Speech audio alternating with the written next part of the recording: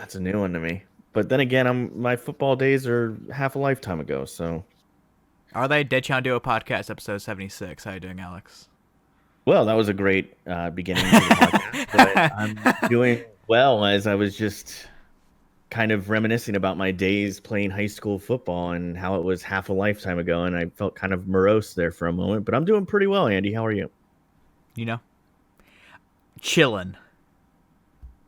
I Chilling like a watched. villain on penicillin. No, Oh, okay. definitely not. Yeah, I can't think of anything. I can't think of any highlights besides. I watched 2004's Royal Rumble, That's a good highlight. and I didn't know what happened, but I was with a bunch of friends. It was at 4 a.m. and I lost my voice because every time someone came out, I would meme scream like, "Oh my God, it's Gregory Helms, Mr. Hurricane coming through!" And I do that every time. I lost my voice. You know what's interesting about Royal Rumbles is you said you didn't know who was going to win, Oh, I and figured it out like halfway through.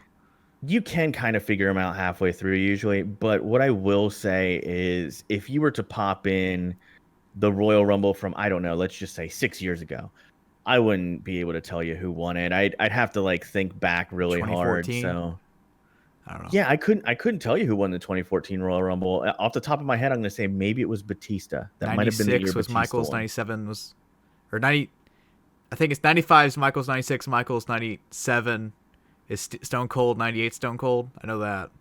So when you watch those, like, so there are ones that stick out, right? And Like, 99's Vince McMahon. yeah. So like when you look at some of the Royal Rumbles, it's like very memorable moments, and you're like, Yeah. okay, I'll always remember that guy winning that Royal Rumble. But there's a few years out there where it doesn't Who won the immediately come first to Royal the mind. Rumble? Hacksaw Jim Duggan. Hell yeah. Yeah, I know that one. Great guy. That guy was over like Rover for a Do you really think long anyone time can and pull was that able to. gimmick off? No, I don't think. It's one of those weird gimmicks where I think the guy who did it, nobody could ever do it as good, so they should just leave it alone. I Yeah. mean, to tell you how over Hacksaw Jim Duggan is, to this day, when you see him at a wrestling convention, he brings a whole box full of two by fours, and people will buy them. Yeah. Like all he has to do is sign them, and they buy them. I I saw mean, him they on buy them eBay like for like 20 hotcakes. bucks. I was really tempted. I mean, it's kind of a cool. If I was at a wrestling convention, Hacksaw Jim Duggan is at a table and he's selling two by fours with a signature on it. I think you have to buy it. I mean, what? Why would you not buy that? He's just so massively Then over. And then you can walk around your house going, "Oh!" yeah, the other thing about Jim Duggan is, especially in the latter portion of his career. To give you an example, is like go back, watch the Royal Rumble, and watch how fast he was moving around and how great of a worker he was, and then go like watch some of his last matches on WCW. He could not work the same way. He was not as fast. He definitely was showing his age in the ring, but he was still massively over. I mean, the guy was just a great personality, and that gimmick was not much of a gimmick.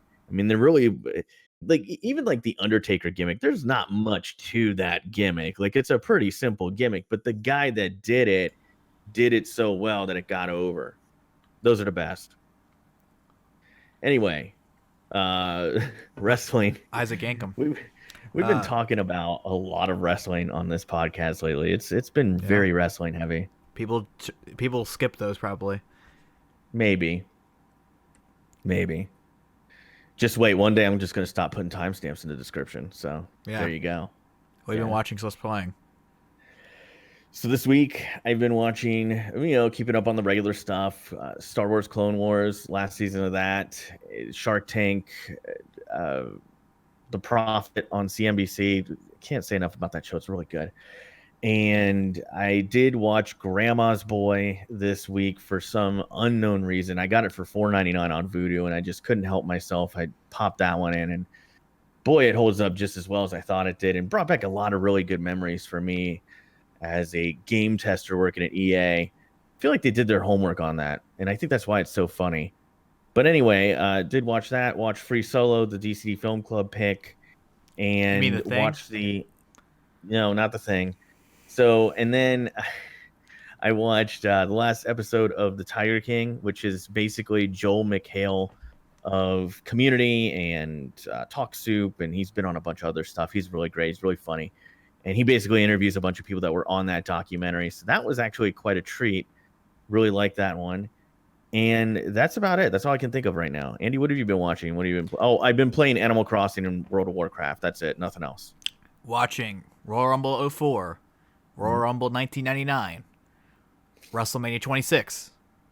And then I watched Election from 1999, Dick from 1999, Human Traffic from 1999, Man on the Moon from 1999, and Free Solo. That's it. Well, pretty short list. Yeah. Well, by your standards, kind of a short list. I mean, yeah, sure. I guess. Have you been playing anything this week? No. Oh, really? I played a game of Black Ops and dropped 72 kills my first game, and then touch it again. You know, there's people out there who would love to have that kind of talent in Call of Duty. I'm one of them. It's just a boring game. I could never hang like that. Just get good, kid. Yeah, yeah, definitely. That's what people have been saying to me since the old days. I can play Halo. I can hang pretty well in Halo. I wouldn't say that like I'm a pro level player that I could play competitively. I'm definitely a far cry from that, but I can definitely hang with most people in Halo a lot better than I could in Call of Duty. Alex, I might be predicting one of your future questions because your topic is a question. Mm-hmm. Last week, when I was naming a bunch of movies, you asked me an opinion about one of them, and I skipped one of them and forgot to answer. That is not my topic, but what was the movie? The Matrix. What did you? Yeah, how did you feel about that? 5 out of 10. Oh, you're killing me. I just recently purchased the whole trilogy on Vudu. It's all on Netflix. I know, and that's why it was probably not on sale. Because I noticed when things hit Netflix or Hulu, they typically go on sale on Vudu, and you can snatch them up pretty cheaply. And my wife wants to go back and watch that trilogy with me, and kind of see how it's aged. You gonna watch? And I've told her that it's aged pretty well because I did go back and watch all three of them when they were on TV a couple years back, and I thought they were still the real good. fourth one that no one considers as the fourth one. I'll be seeing it in theaters. The Animatrix. Yeah. I haven't watched that in a long time, but I will watch that at some point. I just haven't watched it in a while. I mean, I don't even really remember it that well. It's like 9 shorts. Yeah, I haven't. It's just been so long. I remember liking it. That's about it. There's a lot of stuff like that. Like, I mean, even when I went back and watched Grandma's Boy this week, it's a film that I've seen a few times, and I know I like it, but I didn't remember everything about it. That's for sure. Like, there were even a few parts that I kind of misremembered. So, yeah. So, what was your question about that? So my question is more, it was a debate that came up this week when I was in somebody else's live stream. Shout out to the Lazy Gaming Guys. They're awesome. Check out their YouTube channel. And you can go to lazygamingguys.com, and there's a special little treat out there for you if you want to. We used to only follow Julian. That's true. Twitter. That was a meme for a while. Our podcast Twitter would only follow Julian and nobody else. But then we made it a Patreon perk, so we kind of did away with that. But like I said, they're great. But there was a little bit of a debate that was raging on recently in the wake of the release of the game Half-Life Alyx. So is Half-Life still a relevant game franchise? Like, is it something where if they came out with I'm not saying they're going to come out with Half-Life 3, but if they came out with Half-Life 3 today, do you think it would sell, Andy? Yep. Okay. What was the argument? So I was told by one person who was arguing the opposite, Scott, and he's great, by the way. Coming at him. Did he put in a factor in that you have anything. to spend $1,000 to play Half-Life Alyx, so if its sales numbers are bad, that's why? Well, no, he wasn't even really referring to Half-Life Alyx's sales numbers, because at the time we were talking about this, there really weren't any sales numbers for that title to go off of. But he was saying that due to the gap between Half-Life 1, 2, and 3, that he doesn't think that I think his argument was that 3 wouldn't have as much hype around it as maybe 2 did. And then he said that something along the lines of, like two's Half-Life 2 sales were not like necessarily the best, which I kind of disagree with because it sold 4 million copies. And then later on, they packaged it as part of Half-Life 2 Orange Box on the PS3 and Xbox 360, and that sold I'm 3.4 million copies. pulling it up. I've mentioned this statistic, and people are like, it's not a safe statistic. But day of release, Half-Life Alyx had 238,000 viewers on Twitch.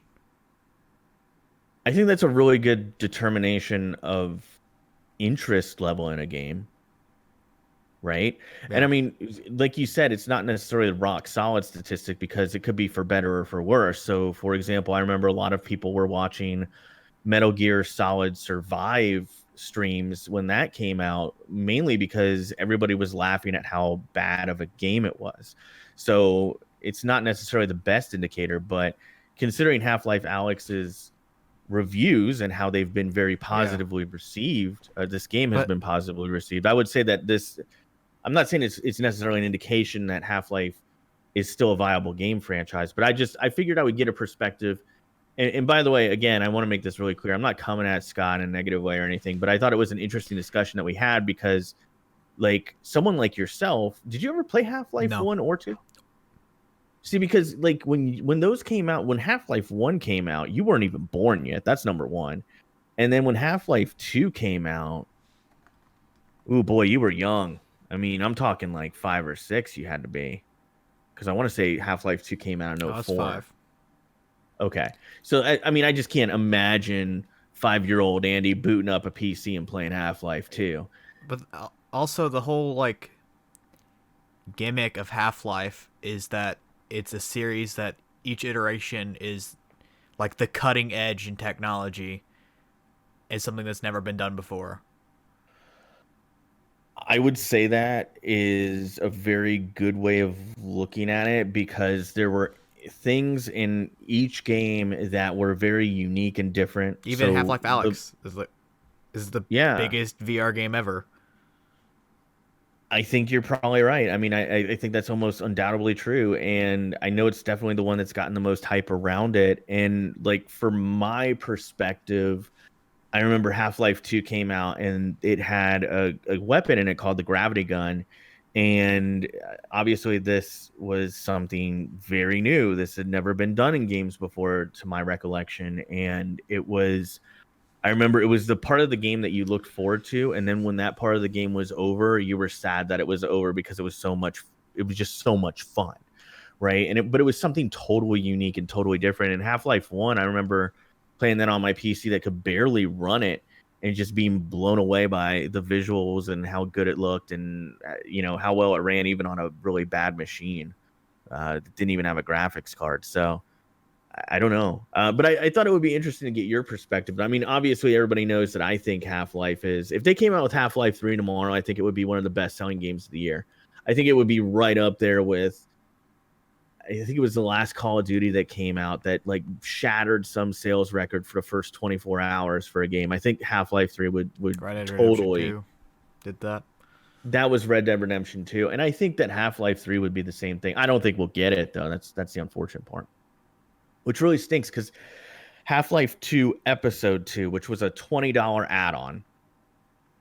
It also came with the orange box, which, by the way, you can get that for like $10 now used. If you haven't played it, go out there and get it. It's amazing. You'll get your $10 worth out of it, that's for sure. But episode 2 ends on such a cliffhanger, and you're like, oh, I can't wait to see what happens next. I don't know. You could make the argument it's been so hyped at this point that it's no matter what going to be a disappointment. It's interesting you mentioned that because when I was talking to my wife about Half-Life as a franchise, she said it's really dangerous to do that because it could end up like Kingdom Hearts 3. And at first I was like, wow, she's right. Because then I thought about it and she was saying like look at the gap between Kingdom Hearts 2 and 3 and look at how high fan expectations were. And when it came out, there was almost like this little bit of a hangover amongst fans. Yeah. They just were not very pleased with how it turned out, or they weren't as pleased with it as they thought they would be in their mind. I mean, I remember one person specifically, I don't really remember who it was. It was somebody on Twitter that I follow, but I don't remember specifically. They were like, God, you would think with how many years they had, they would have put more worlds in the game. It's just like a lot of people were bothered by not only the quality of the content, but the quantity. So, I mean, if Half-Life 3 came out as a Half-Life fan and it was like maybe, I don't know, an 8-hour game, that would be a little sad to me. I don't know. I think it would also be a struggle too, because Half-Life is primarily a single player game. And I would imagine that like nowadays it's so hard to make a game that's just single player and have it do well. Sekiro. Sekiro and Death Stranding are Red and Dead. Jedi Fallen Before it Order. came out as a single player game. Yeah, and it's really important to note that Red Dead 2's multiplayer has kind of turned into a ghost town from what I hear. And Yep. they thought it was going to be like GTA, where it was going to be something that was evergreen and kept going for Well, it years. started But with like no content. I think that's It part was of the problem impossible to get too. money too. Yeah, that's definitely part of the problem. I mean, in Grand Theft Auto 4, they put in a multiplayer feature, and I remember it being very, very highly touted because this was the first time you're going to have multiplayer online in the Grand Theft Auto franchise. And I remember there was a little bit of a lack of content, and because of that, people exited the game very quickly. They I would don't know. beat the single player, play the multiplayer for a little bit, and trade it in. I have hundreds of hours of GTA 4 online. GTA 4? Grand Theft Auto 4 online. Wow, that's kind of impressive. You're one of the few people I know that really put a lot of time into that. Yeah, me and my friends like I used to like Cops played and the crap out Robbers of in it. that one, man. The Cops and Robbers mode was definitely my fave. I played a Yeah, lot of that game because I ended up getting a free copy. So there you go. I bought So it yeah, on man. the game store because my Oh, mom you wanted to buy did? it for me. So That's kind of funny. I just downloaded it.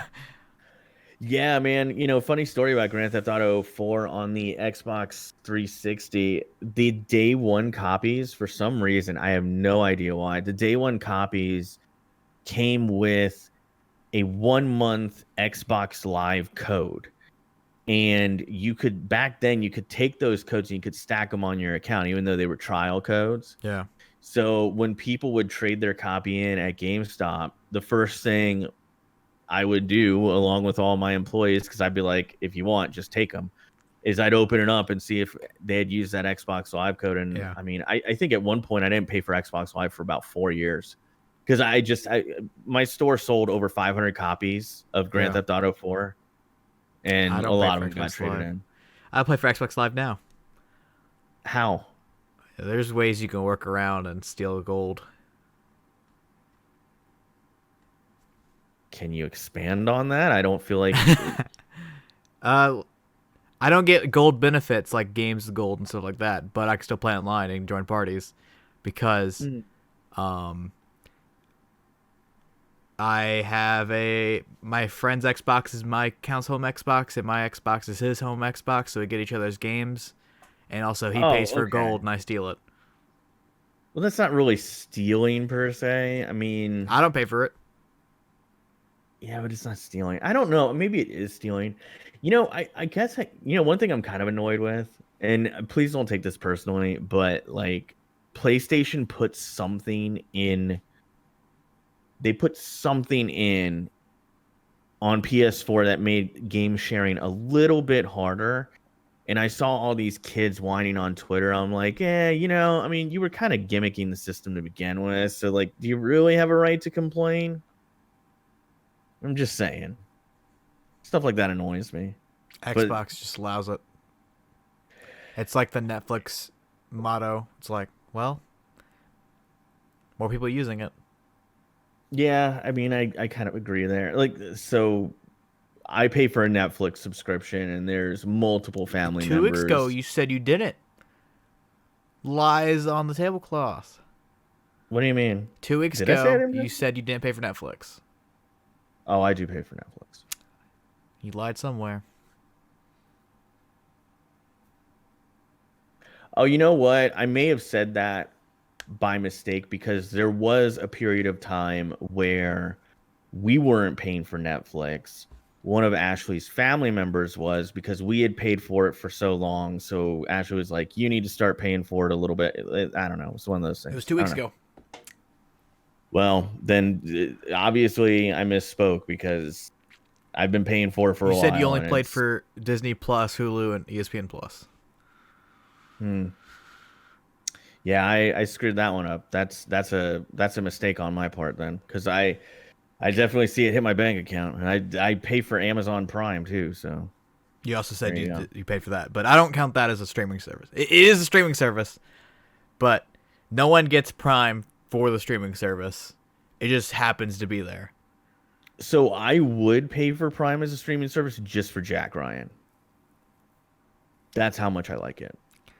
I don't know. They have Midsummer on there. Great movie. Yeah, I have it on Vudu thanks to you. So thank Um, you. but Prime and Hulu, like, very similar content outside of the exclusives. There's a lot of overlap between the two, for sure. And I mean, like right now, Disney Plus, I'm really only paying for that because I was already paying for Hulu, and the bundle is like the same Yeah. price. I'm not gonna lie, man. I think I pay way too much for all these streaming services though, because I was thinking about it the other day. I'm like, so I'm paying for Netflix, Hulu, Amazon Prime. Well, let's just not even count that. But like Netflix, Hulu, Disney Plus, and then WWE Network, and I sit there and I go, oh my goodness, like maybe I should cut it back a little bit. And then at one point, oh, I'm paying for CBS All Access. I need to cancel that because Picard is over. Yeah. It's expensive, man. You're the only person I know that likes it. You know, it doesn't surprise me, Don't dude, we like because the good old days when each episode didn't have to do with anything else? And I've seen so many compilations of Picard being like not Picard. I guess technically the character, but like the show being hypocritical to the next generation. Like yeah, in Picard, okay. Picard's like best friends with Data, but in TNG they barely talk to each other. That's not true. That's not true. I'm actually gonna argue with you on that one because Data, would I say they're best pals or anything? Absolutely I not. mean that's how they But play it in the show, Picard. well, okay, so part of that is because Data in Star Trek Nemesis essentially dies to keep Picard alive. I mean, and the other thing about it too, and they talk about this in Picard, is Picard is someone who struggles showing and intimating into people how much they matter to him, and he regrets that because he never really told Data how much he cared for him and valued him as not just, a subordinate, but also, I guess you could say, a friend. And throughout TNG, there are several episodes that come to mind where Picard is helping Data with something. So, for example, one episode that comes to mind for me is he was helping Data learn how to act, for like Shakespearean acting. He was helping him with that. Yeah, the bar scene in that. Yeah, like I remember that. there's some really good episodes that are like, and that's the thing about TNG is like there are episodes where Picard and Riker have to take on something together, or Picard and Geordi, or Picard and Data, and or Crusher, you name it. And I I think think that's Picard and Diana are the, if anyone, that's his best friend. probably, you're probably right. I think overall Picard was a good treatment of the Star Trek franchise, and I'm not going to sit here and criticize it. And a lot of the people that do criticize it, I'm just going to go out on a limb and say that they're like most people online. They think that being cynical makes them an expert on something, and that's just a really terrible attitude to have. I mean, it's a well done series. It evoked emotion in me You're a and big my wife. And go ahead. big Alex Kurtzman fan. I don't know what that's a reference to. He runs Picard. He also did Discovery and the Star Trek movie directed by J.J. Abrams. Well, then I guess I am a fan of his work because while I didn't like the J.J. Abrams films, I did really like Discovery, and I still think that one's really well done. But I see a lot of people trashing that one too. And you know what's funny is there's one person, I'm not going to name names, but they're a friend of mine. And I was talking about Star Trek Discovery on Twitter, and they replied, I heard it's horrible, but I haven't watched it. That's not an opinion. That's not even an opinion. You're not allowed to have an opinion if you don't watch it. That's like me saying, well, I heard the latest Curious George movie was terrible. So I don't like it.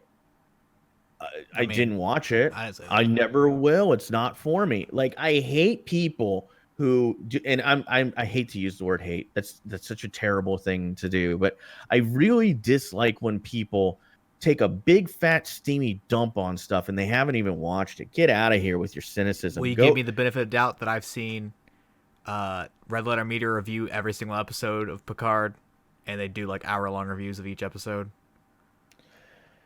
I just don't feel like I and I I really just trust feel their like it's opinion. well, okay, but I mean I trust your so I trust your opinion on stuff, Andy. I do. But we disagree all the time. Nah, I mean, DCD Film Club is we're always on the same page. all DCD Film Club is us arguing about a film for half an hour usually. We very rarely like something or both dislike something. It happens more often than you think. I just don't, I think that we have varying levels of likes and dislikes, and I think I just I'm not, I don't know, man. I'm not a fan of this. I think the internet has been a great thing in a billion different ways, right? But the one thing that it has really started is this weird idea of if I'm negative, it makes me an expert on something. If I'm negative, I sound more cultured. If I'm negative, I'm learned, if you will, right? Learned. Yes. You're What, enlightened. what, yeah, you're not enlightened just because you crap on everything. And wrestling fans have been doing this before the internet even existed, right? Because they had newsletters and dirt sheets and Pro Wrestling Illustrated, which was a great publication, but some of it was just people just finding a license to crap on everything. And I hate it. I hate it. You're not an expert because you crap on everything. All right, I'm not. I'm not talking about you. That wasn't aimed at you. Sounds like it to me. No, it's not aimed at you. I swear, I swear on everything holy to me, it was not aimed at you. It's aimed at like I watched the live stream sometime in the last year, and I think it might have been DSP, Dark Side Phil, if you don't know who I'm Great talking about. guy. Oh, he's garbage. Like the way he treats people Yeah. and the way he treats people and the things that he says, and he's definitely a dishonest person to say the very least. But I think he treats people like garbage, and I think that makes him garbage. But he was on a stream one day, and I was watching it because he was playing some game, and I was like, oh man, I got to see this idiot play this. He's gonna stink at it, and then he's gonna take a big fat steamy dump all over it, and he did. But then he was talking about other games, and I was like, does he even like games? Because if you hate everything that's in the gaming world, do you even like games? Why are you even playing them? Do you even like I mean, if games it if you makes you stream that on a unhappy, if you make videos on Roku for 10 years past the Roku's or not Roku, what's it yeah, called? Roxio. The Roxio game capture. Do you remember that? yeah. Oh God. What's funny is I actually know somebody who I think still owns one, but they don't use it. And shout out to Julian of Lazy Gaming Guys again. He owned one, and he was just having a heck of a time getting it to work. And I tried helping him with it, and I was no help at all. It's incredible how hard those things are There's a real monopoly uh, on game to captures. work. There is. I mean, right now, I think Elgato makes the best one for the money. Hands down. I think Aver Media makes one that's pretty good, but I'm not a huge fan of theirs. And then there's another company called Hopage or Hapog. Hopag. That's old Yeah. school. Old school. Yeah, I know somebody who owns one of those, and it works pretty darn well. Hapog It's HD pretty good. PVR. Yeah, but um it's not on par with the current Elgato offerings, and it's a little bit expensive for what it is, in my opinion. But I think Elgato right now just has pretty much a monopoly on it. I mean, everybody reaches for that box first. They're also one of the few um, brands that you can actually go into a physical store and pick one up Yeah. in a physical store. So that's my rant on capture cards. Did you ever have a dazzle? That's real old school. No, no, That's my first capture card was the Elgato HD that I bought from Daniel of the Reasons I'm Broke, and he gave me a friggin' killer deal on it. I think he charged me $60 for it. so He could have gotten a lot more for it, little honestly. nerd Andy time history lesson. Video game on YouTube and videos like that started with the dazzle, Yeah, and I remember that. what game started YouTube gaming? Give you a little history lesson here.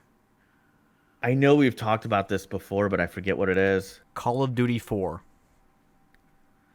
Well, there you go. And the main guy is Blame Truth. He's the first person to ever do a commentary. Blame Truth still does stuff. Great guy. Yeah,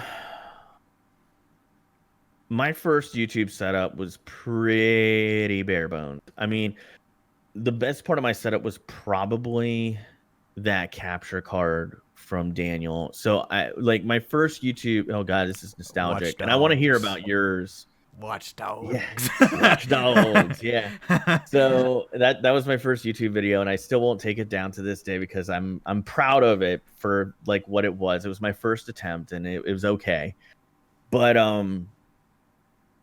anyway, my first YouTube setup, it was pretty bare bones. It was the capture card, the Elgato HD that I bought from Daniel. Thanks to him for giving me a great price on it. And then I bought a blue snowball mic because it was on sale for $40. I don't know, like $35. Got a really good deal on that. So I bought that. I had no webcam. So there was no face cam on my videos. And Yeah, I had webcam way before you. I I was rec- was part of the group that told you to do webcam. I know. I was recording on my couch downstairs, and I would try to sit really close to the mic, but there was still a lot of echo. So I built a sound box with a bin that I bought at Walmart and some styrofoam. And then I had a PC that I built myself, and it had like an i5 4370K, I think, in it, and a GTX 660, which at the time was a very low end graphics card, and 16 gigs of RAM because I need that RAM. But that was my set. And a 1 terabyte hard drive. That's all I had. It was a 1 terabyte. Puts my current setup totally puts that to shame. Like I've come so far. Like so, for example, I have a Logitech C922 webcam, which is one of the better ones for streaming, unless you're actually going to get a cam link. And I've got like actual professional lighting. I've got a HD60 graphic capture, and then I've got this gaming laptop that has a GTX 2070 and an i9 processor in it. Like I've just come so far. Now I don't even do YouTube videos. So why do I have all this crap? What was my first video, Alex? We've talked about this on the podcast before. I always forget what game it was, man. I know it's not Call of Duty. I know it's not Madden. I think it's like I don't know. I always forget. Sly Cooper. That's right, Sly Cooper. Yeah.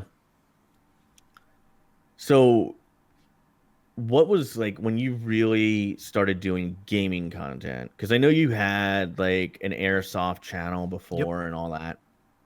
Like when you started the gaming content, what was your first setup like? Uh, it was a Audio Technica AT2020 and a Elgato, the base model. Okay. hooked up to my Mac that's sitting over there. How old is that Mac? 2013, but I was posting in Nice. like 2015, so Yeah, it's 2014, 15. pretty. Because that thing still runs pretty good. I remember when you came to visit me down here in Florida, I mean, I you have told this me one how now. old. Oh, you have like a second one? Yeah, I have a 2019 Mac now. Oh, look at you. Yeah. Do you still use the rig that we built together? Yeah, it's right there. It's currently being used right now. Oh, that's what you're recording on right now. Yep. Oh man, awesome. I've had I love zero that. I issues love, with it. dude. We built it right, man. If you ever decide to get rid of that PC, I want to buy it from you. I did. I will be honest. I did rip off the purple swordfish logo after the big fight. Oh shoot, man. I forgot all about that. We did put a purple swordfish logo on You there. put it on there without me. You put a purple swordfish logo on there without me knowing, and then Oh yeah, that's I right. caught you downloading World of Warcraft, so I deleted it. I Hey, deleted it remember and the put a little password on it. so there were these two little, they're about the size of my Yeah, index fingers. These two little Wi-Fi antennas that I yeah, wanted to put on that machine so badly, but Andy wouldn't let me. So every time he would leave the room, I'd screw him on and he'd yeah. get pissed off.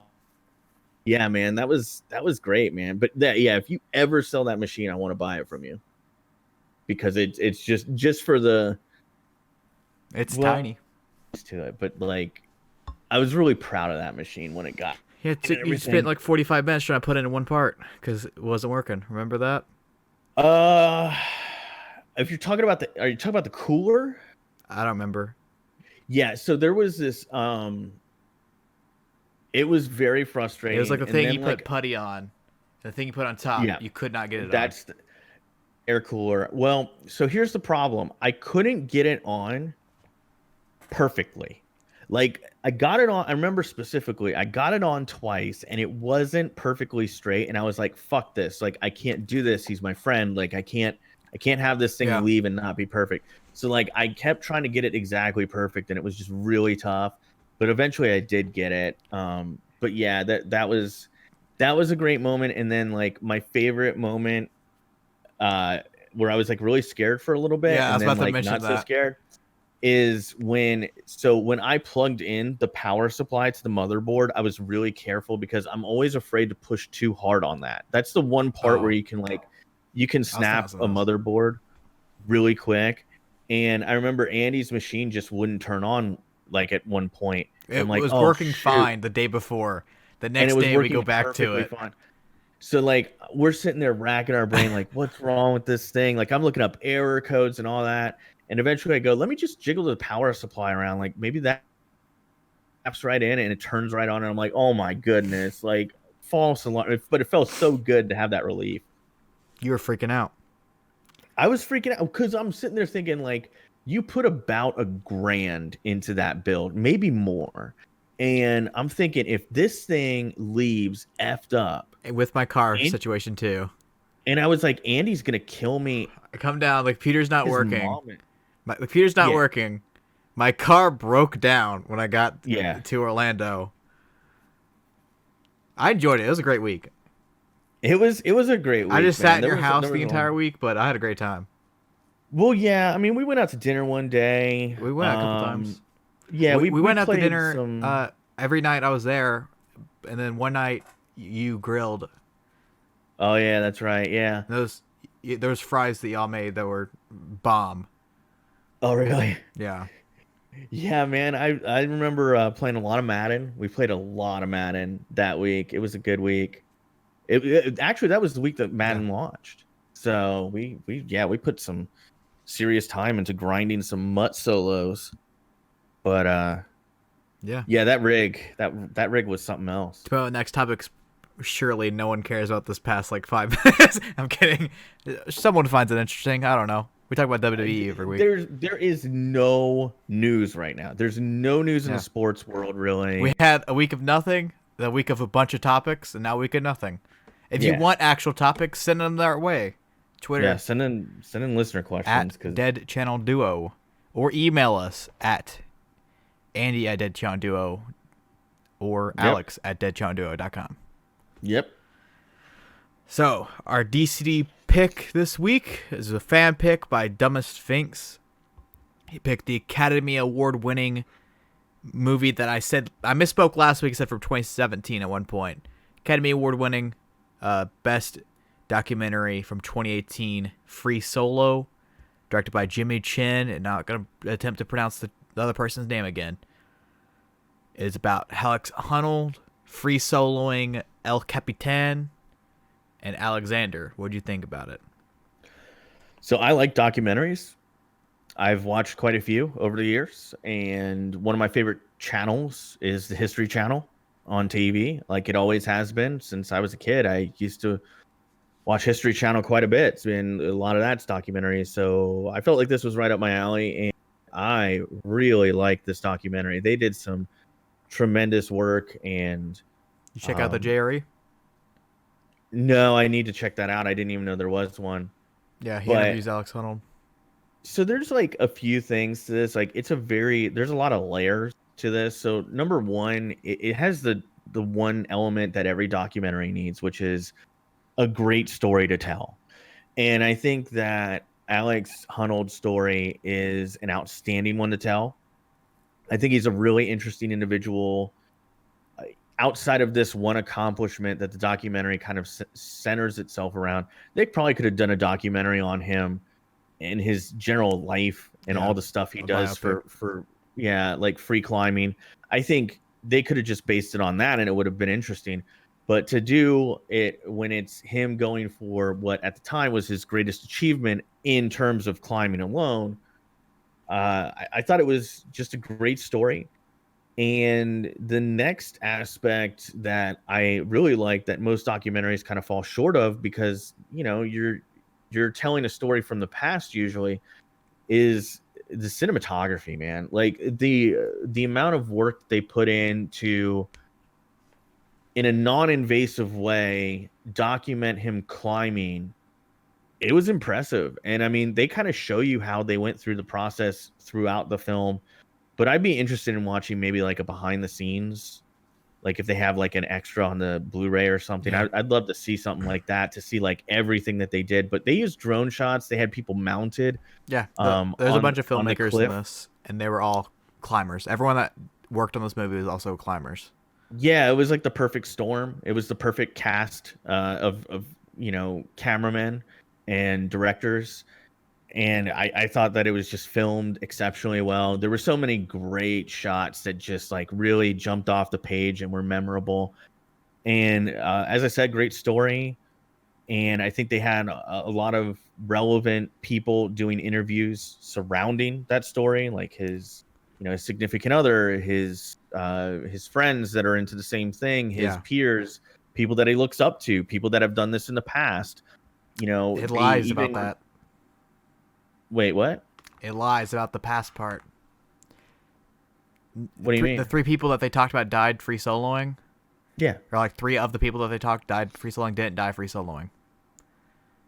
Really? Yeah. Two of them Well, two of them died like base jumping, and another one died. They were doing similar things, but they weren't free soloing. No one has ever died free soloing a big like the people have died doing free solos have died doing easy stuff, but no one has died free soloing doing what he did. yeah. Well, even that aside, I think that they did a really great job of framing up how dangerous this was for him to take on and the risk involved. And I thought that like the way they honed in on when he fell two times, one time he wasn't even free soloing, he was with his girlfriend and she kind of like dropped him. And the other time where he fell and he like really badly sprained his ankle and tore like a ligament or something. The way that they framed that up and made you understand the risk involved, I thought was really compelling. And it made, I think, all great storytelling, you feel like there's high stakes. This is something that matters to somebody or everybody maybe. And I think that they really did a great job with that too. So great storytelling, great story. Cinematography is outstanding. Don't really remember anything off of the score, but I don't think you need it because it's a documentary. It's like It kept old me, National Geographic music. Like, yeah, it kept it me on goes the with edge the of pace of what's going on screen.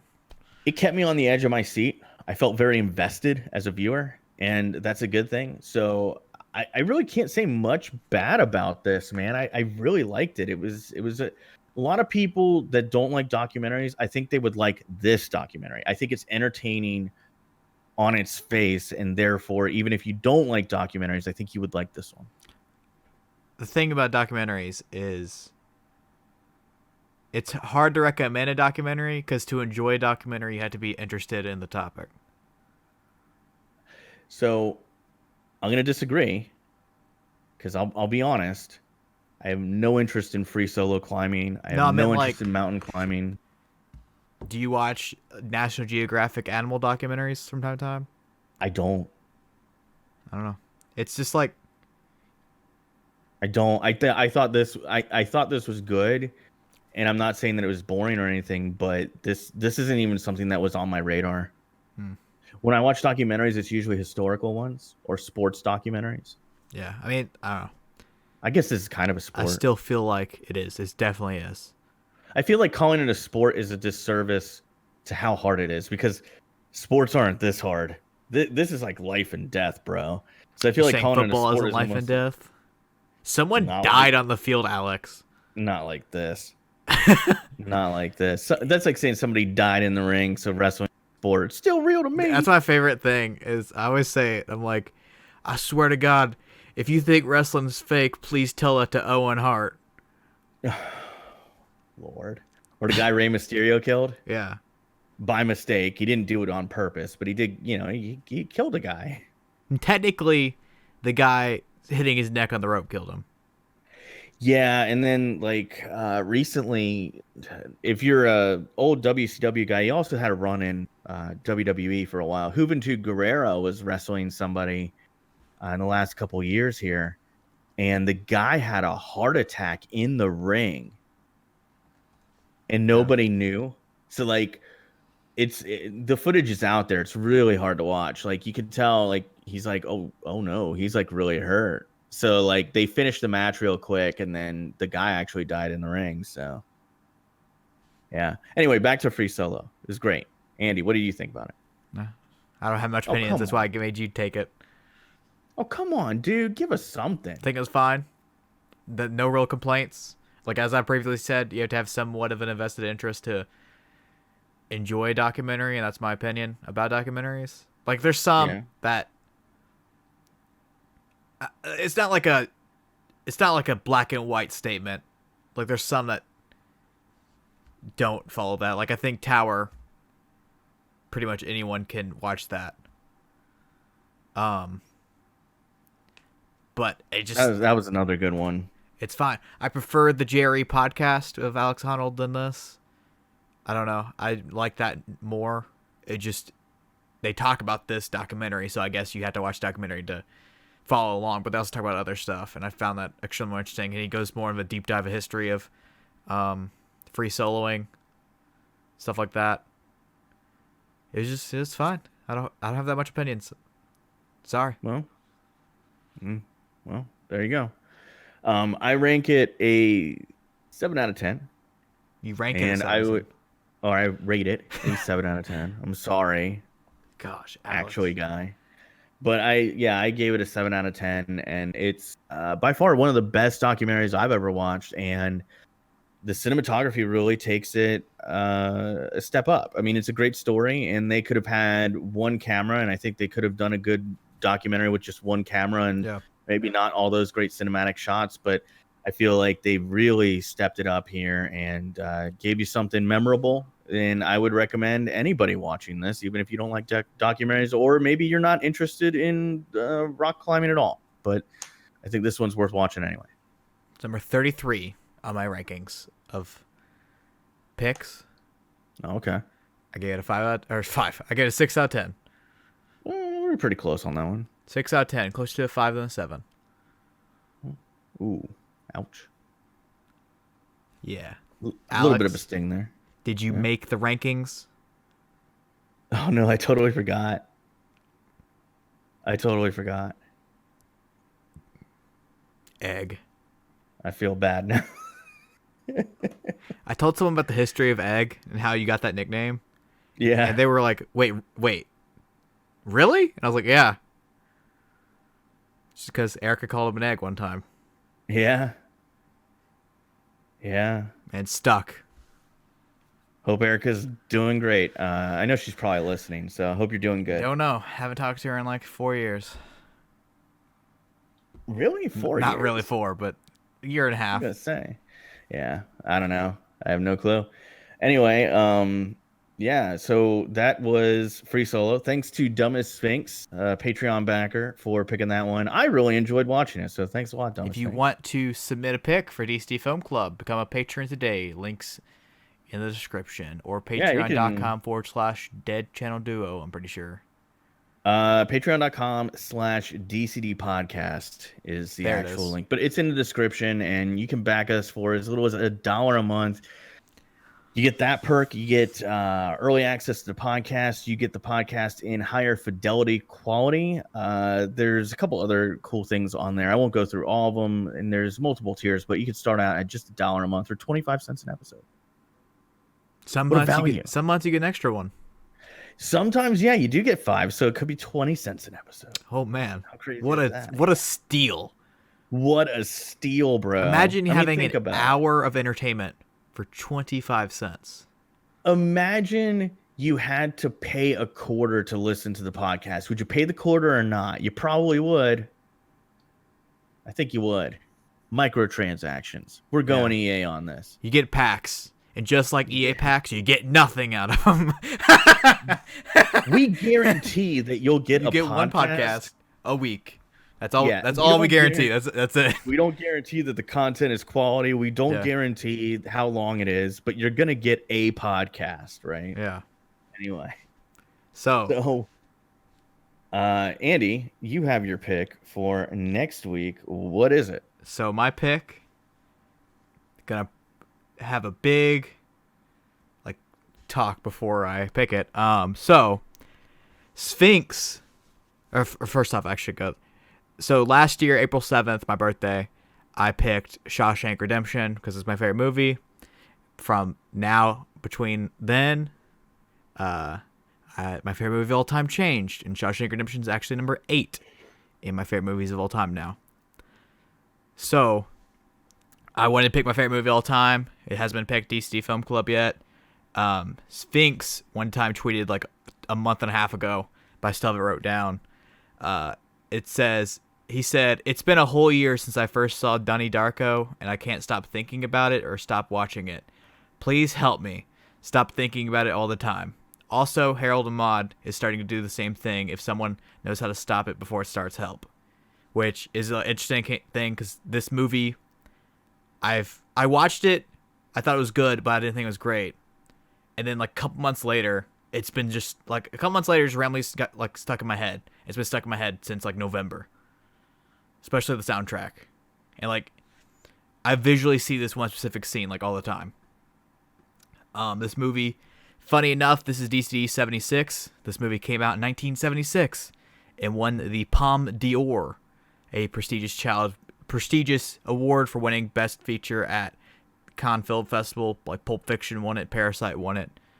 It is the 105th highest rated movie in IMDb, the 73rd highest rated on Letterboxd.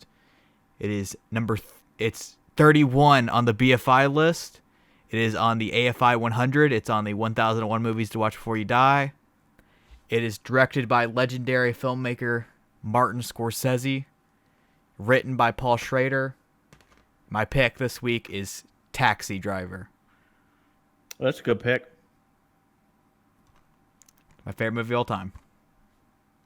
Well, that is our pick for next week. So It is on Netflix. really, okay. Yep.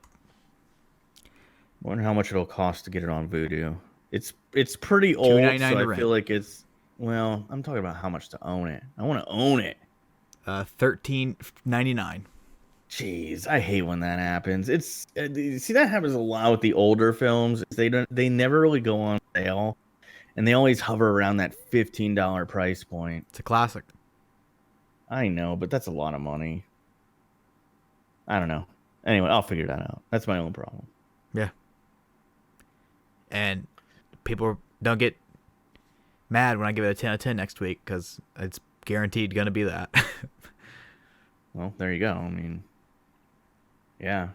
Well, yeah, looking forward to that. Now, my all of my top 5 have been DCD Film Club picks. Did not know that. Yep. Harold and Maude, Under the Skin, Hereditary, The Lighthouse, and Taxi Driver. Mm-hmm. Cool. And number 6, future DCD Film Club pick, Pulp Fiction. Yeah, I don't think I really could tell you off the top of my head what my what my top 5 is, but Midnight Cowboy, 2001: A Space Odyssey, Clockwork Orange. I don't know. that's pretty good. I mean, the first Another two Earth. definitely. No, not Another Earth. And Come on, man. You don't have to. You know, Krampus. Okay, you got me, dude. I can't believe you said Krampus. I like Krampus, but come on, man. That's your top 5 all time. That's great. That's great. Oh man. Okay. Well, that's so stupid, but I love it. Yeah, man. Cool. Well, we'll check that out. Look forward to watching it this week. Yeah. So, we only have one sports topic this week, but I did want to Involves touch your on guy. it. Yeah, because Brandin Cooks is one of my favorite players in the NFL, period. And there were a lot of thoughts on Twitter about this trade that I saw, a lot of thoughts on YouTube that I saw that I really disagree with. So, Brandin Cooks formerly of the Los Angeles Rams was traded by those Los Angeles Rams with a future 4th rounder to the Houston Texans for their 2nd round pick. What? It's just such a dumb trade. Sorry. Okay, well, we're going to disagree on this one. So, trade to the Texans for a 2nd round pick. And I understand, the frame of reference here is going to be immediately people are going to see this as like directly tied to the Hopkins trade. They traded DeAndre Hopkins for Brandin Cooks in the 2nd. They traded DeAndre Hopkins for Brandin Cooks, David Johnson, and a 4th round pick, essentially. Yeah. Yeah. So, I mean, I want to take the Hopkins trade out of this because I think we can all. Fair enough. I think we can all agree that the Hopkins trade is a really bad one. And it's clear that politics were a big part of it. But, if you're the Texans, I like this deal. And the reason I say that is I think Brandin Cooks is better than anybody they're going to get with that 57th pick in the 2nd round. And they need a true number 1 wide receiver, and Brandin Cooks can be a true number 1 wide receiver. If you don't believe me, look up his numbers. He's had over 1,100 yards 3 times in his career, almost 4. He came a couple yards short one year.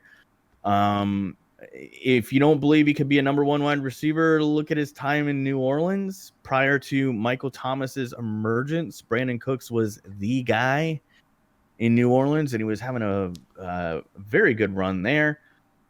I think he could do that for the Texans. The only thing I'm a little bit concerned about is the injuries. I know he struggled with concussions, and I've heard a rumor out there that if he gets one more concussion, he's probably done for his career, which is really sad because, as I've said, he's one of my favorite players in the NFL.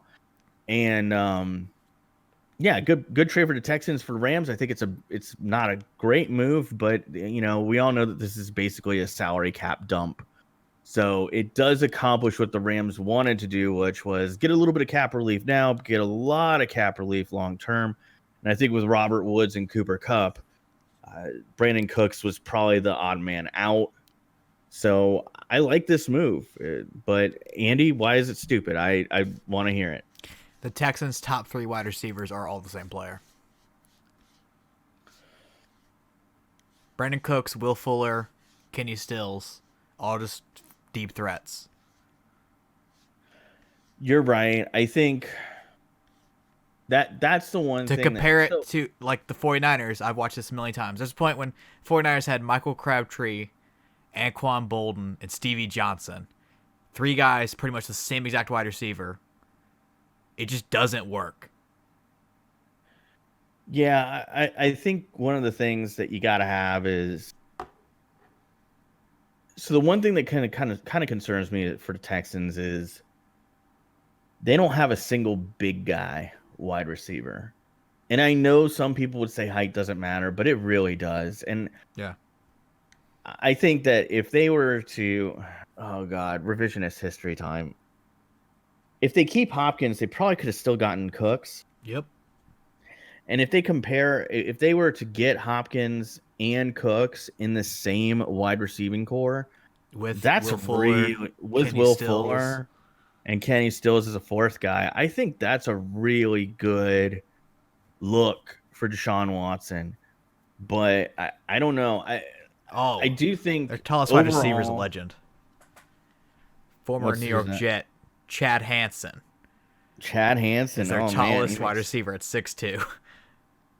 yeah, I think you got to have that big guy. And, the reason I say that is I remember the one year where Brandin Cooks was like the lead dog, so to Yeah. speak, in New Orleans. They still had Jimmy Graham, who could line up out wide and all that. And I've got to wonder if the Texans, with the lack of size, who plays on the outside? I mean, Cooks has done it before, but They also it's have going to be Randall a Cobb, challenge for and I him. would assume Randall Cobb would be their slot guy. Randall Cobb almost certainly has to be the slot guy. I think it's going to be a challenge for the Hey, I don't know. Texans. Bill O'Brien's been doing some wacky stuff recently. He has been doing some wacky stuff. I think it's going to be I think it's a good trade in terms of value for a second round pick. If we were to combine this in the Hopkins trade, because they are related in one way or another, I think that's a terrible deal, because you basically turn DeAndre Hopkins, who I think is the best receiver in the NFL, period. Like it's not even close to me. And you trade him and you get a broken down David Johnson who hasn't looked good for 2 years, and Brandin Cooks, who with one concussion could be out for the rest of his career. I don't like the trade, like from a whole, but on paper, if they could get a concussion proof helmet, it's not a bad deal. Hate to I feel like I'm talking myself into this being a bad deal now. hate to correct you though. What's that? Brandin Cooks only was with Jimmy Graham his rookie season. Okay, well then I was wrong on that. He was with Willie Snead a lot. Willie Snead and Michael Thomas. And Kobe Fleener. He worked out great with the Saints. Remember that? Yeah, Fleener never works out. They also had Ben Watson. Yeah, well, I mean, so I stand corrected, but I don't know. Now, the more I talk about it, I feel like this is just another bad move. God, what happened to the Texans, man? It's almost like when you Like, don't have a GM and you have some guy that's never been a GM in his entire life and probably doesn't deserve to be a GM. It's like weird, like it doesn't work for some reason, you know? I think you really have to. I mean, we've talked about this before, but I think it's really clear. As time has gone on, there's been a couple guys who can handle both the GM and the coaching side. Bill Parcells would be one guy that I would mention. Bill Belichick would be another guy who coincidentally comes off of the Bill Parcells tree. But there's just so many guys that it just doesn't work out when they both do it. Adam Gase, Bill O'Brien. These are not people that should be calling all of the shots. And I think it's good to have checks and balances. Having one person as the only decision maker for an organization is never a good thing. Look at corporate America. COOs, they typically take advice from a COO. Look at And a Germany in CFO. 1940. Jeez. Are we really doing that? Come on, man.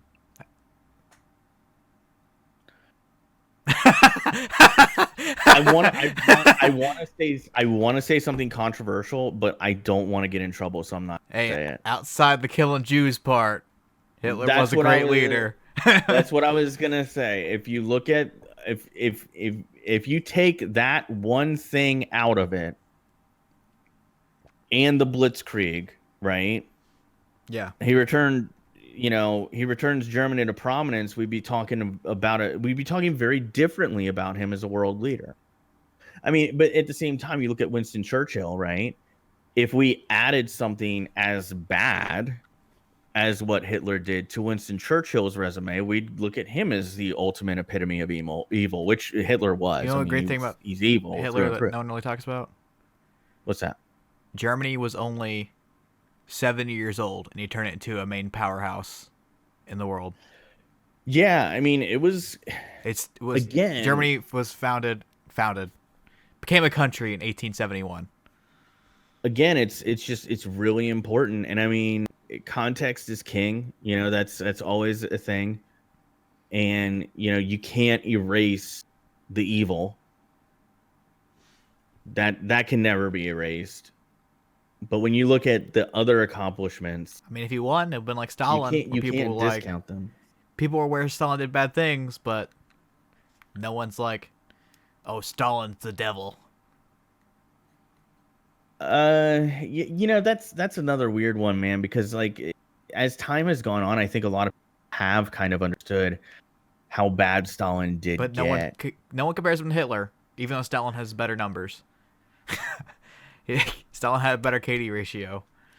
You're not mistaken. It's the other thing that I always tell people about history, and again, I'm not trying to say that Hitler was good in any way, shape, or form. I think we can all agree that absolute evil, nothing redeeming about that whole regime, right? But uh, you know, history is a weird thing, man. Like they always say, the victor writes the history books. Perspective's a weird thing, man. Because like you look at some of the stuff that the U.S. was doing back then, a lot of shady stuff we were doing. MK Ultra, you know. I will say something. Nazis have the coolest uniforms ever. Okay. They do. They have the best uniforms.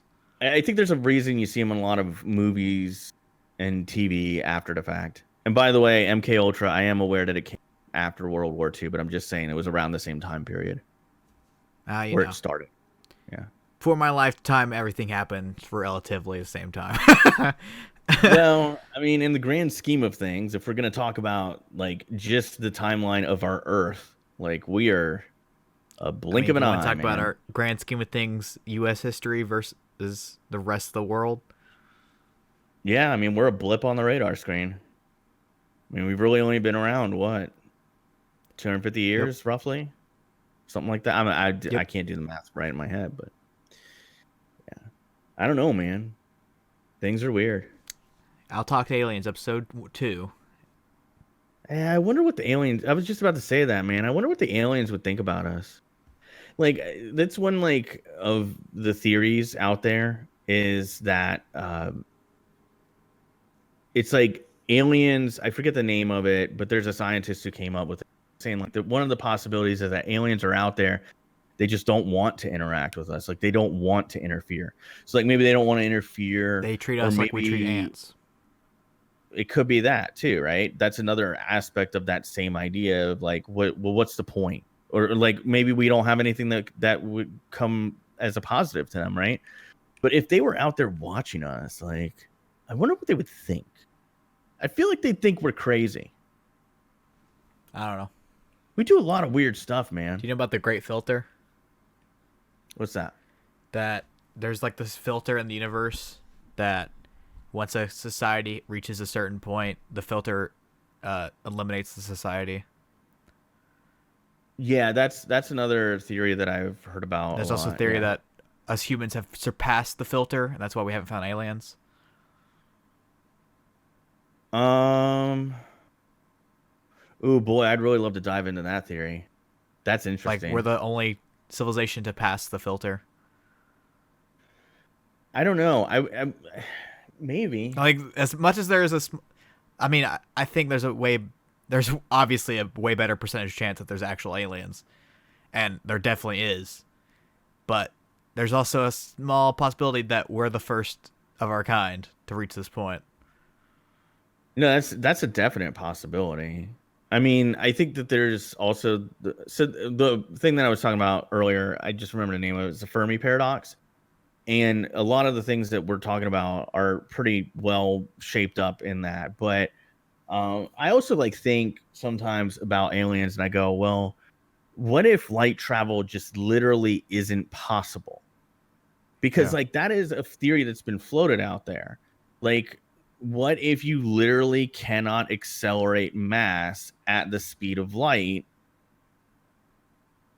Then we could all be on islands, if that makes sense. Like we're on Yeah. these islands where would never reach each other, or even if we did, it'd be through like radio signals, and we'd be communicating back and forth in like intervals that are so long. I mean, you can't even really have a conversation. And then like another thing that I've thought about is like if there is a creator to the universe, right? Maybe you would put people on islands so that they couldn't interfere with one another, because that could cause problems. Because if I was creating a universe, I wouldn't want different species interacting with one another, because it could end well, but it could also lead to things that we've seen here on our own Earth, like things like genocide that we were talking about earlier. So, Yeah, but there's also another point to reference things that happen on Earth. I don't remember the island, but the North Sentinel Island. Remember that? mhm. They're like primitive people that live on this island that won't let people in. There's a similar place just like that near there that we try to adapt them into modern culture, and it just didn't work. So they're probably like, if there's aliens that are far surpassed us, they probably are aware that it's impossible to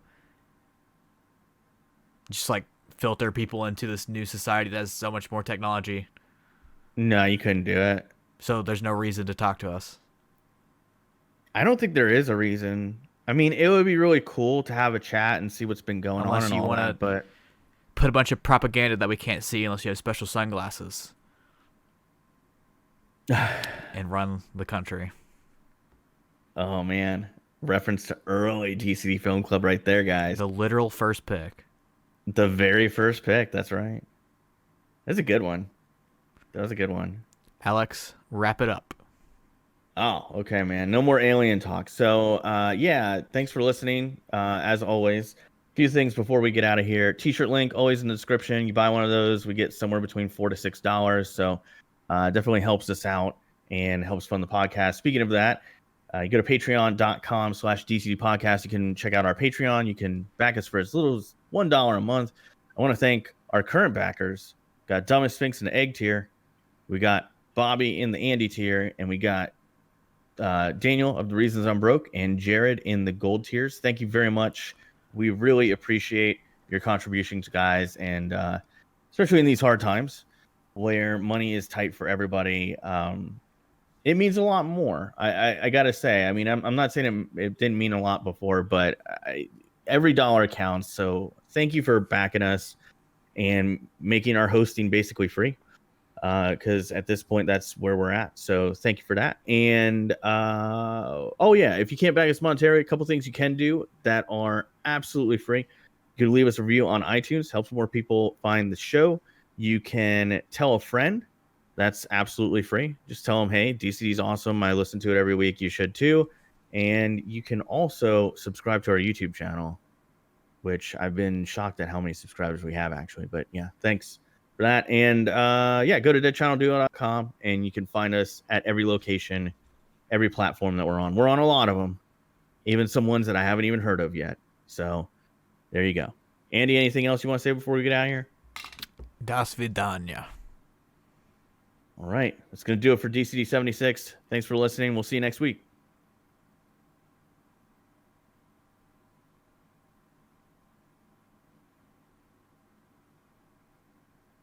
You know, it's really weird with you recording.